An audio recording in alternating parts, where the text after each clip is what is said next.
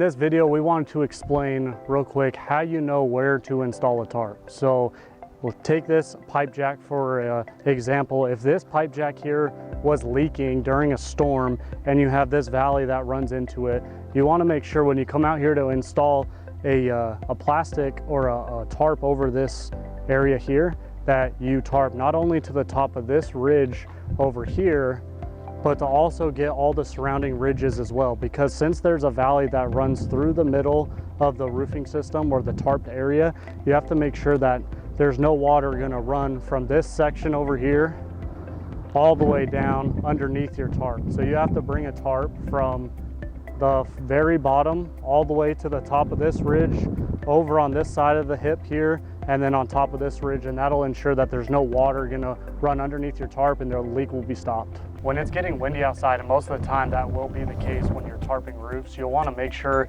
to get whichever way the wind is coming from. Like in this instance, the wind is coming this way from behind.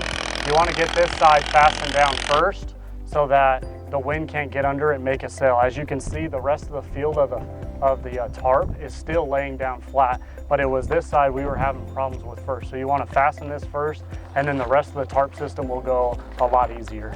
If you're working with a repair crew and you have two guys, the best thing to do is to have one guy on the screw gun and one guy going ahead and getting the battens wrapped up and held down. And I'm gonna get the next batten and wrap it up and wait till he's done and then move on, so the process goes quicker. If it's super windy outside and you're having a hard time keeping the tarp down, don't bother putting all the screws in, 2 to 3 screws per batten. Go ahead and just put one right in the middle and then move on to the next batten and screw it in so that you can get the perimeter screwed first, and then you can take your time going back and putting additional fasteners in if needed.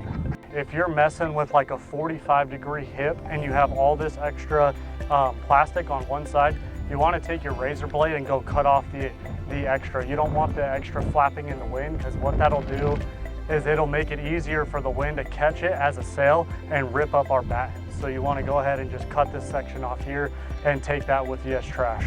To demonstrate how the water flows down this roof and why we needed to tarp this large area over all the hips and ridges, I'm going to go ahead and spray some water just to demonstrate how and where the water flows. So if it's at the top ridge here and you have a leak down here at this pipe jack, you can see how this water, it all flows in that general direction.